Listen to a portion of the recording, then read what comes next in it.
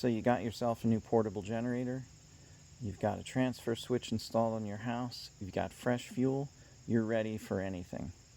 Are you? How are you going to run your generator in the pouring rain or in a snowstorm? You can't run a generator indoors. It's got to be covered with something. That's what we're going to talk about in this video. This was a problem that I had. I didn't have any place to really put this generator or keep it safe from the elements. I thought about building something, but when all was said and done, I found a really great solution, which was pretty affordable.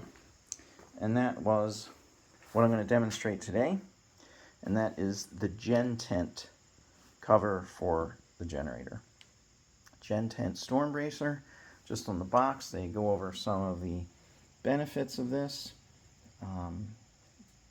I've never tested it in 70-mile-an-hour winds or in hurricane force precipitation, but I can say it does cover the generator properly and allow you to plug in your cables and run it during a rain or snowstorm. So I'll show you how this thing works. So let's unpack it and see what we have in the box. 4 fiberglass style rods. A hardware pack. The generator cover itself. In the hardware pack, instructions. 4 of these pieces to attach the rods to the generator. And then a small plastic piece which goes at the top of the cover. This is definitely something you want to get familiar with before you lose power, so that you're not out here trying to put it together using a flashlight. Alright, so the first thing we're going to do is attach the clamps. You see I have one attached already. I have to say this is a really well-designed cover system, which is why I ended up going with it instead of trying to make something myself, which wouldn't work as good. I believe these are stainless steel hardware, which is great right off the bat, because this is going to be out in a storm. This piece here has 4 different holes, so it can slide in or out as needed. The cover rather, will fit many different generators. So they did a really good job in accommodating different sizes. Alright, so how do you attach? Well, let me just back up a step, show you the clamp up a little close. You can see that it has a rubber grommet on the inside of the collar, and that's so you can attach it without scratching up the bars on your generator. And thumb screw is very easy to tighten it. So I'll show you how you attach this. So we're just going to loosen up the thumb screw a bit so that this can spread apart. It just slips right onto the rails of the generator, and you just want to make sure that all 4 of them are about even with each other on all 4 corners of the generator, and then you just tighten that up like so. Very easy. You may decide to just leave these on all the time, but I didn't want to do that. They are very easy to attach. So I'm going to put the rest of those on now.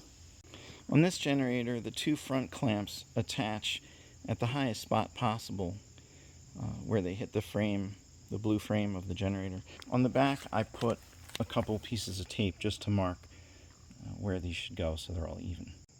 So now that all 4 of those clamps are on, it's time to put on the fiberglass rods.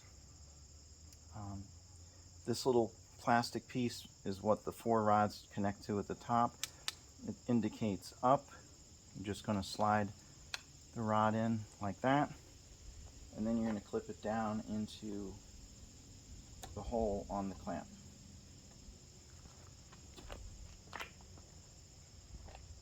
Then you're going to bend this down into the hole on the other side and the other clamp.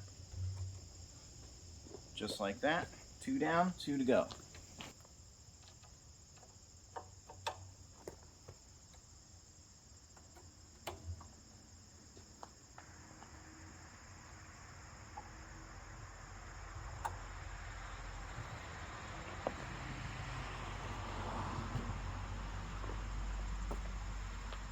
Well, you can see how easy this is. Now it's time to put the cover on. Alright, so the cover has a couple rods on the wide side, each side, to help it keep its shape. It also has something which is really a great feature, which allows you to fuel the generator even with the cover on. But first, let's get this attached. You can see there are straps. You want to put them under the brackets on all four corners.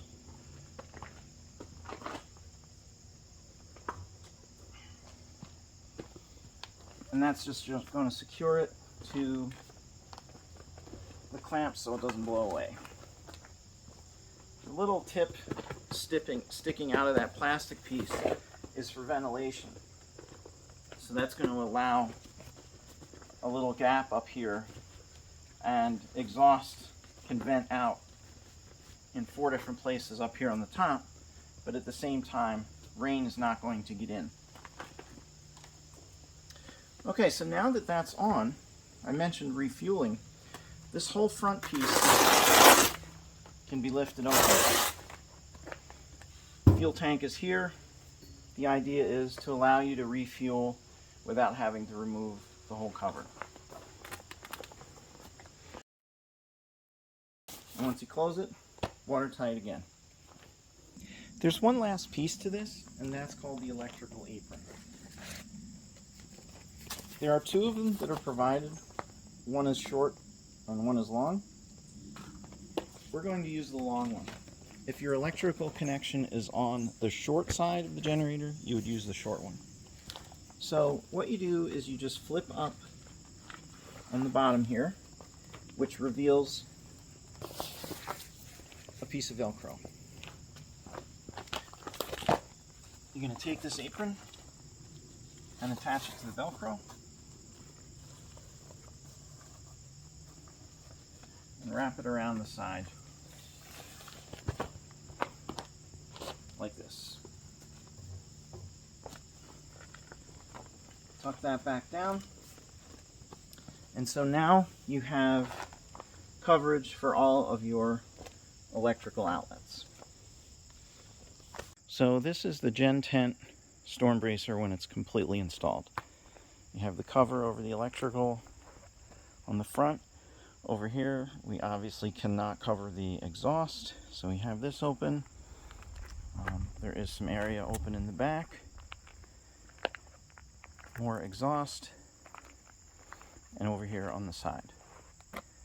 So, is this going to keep every square inch of the generator perfectly dry?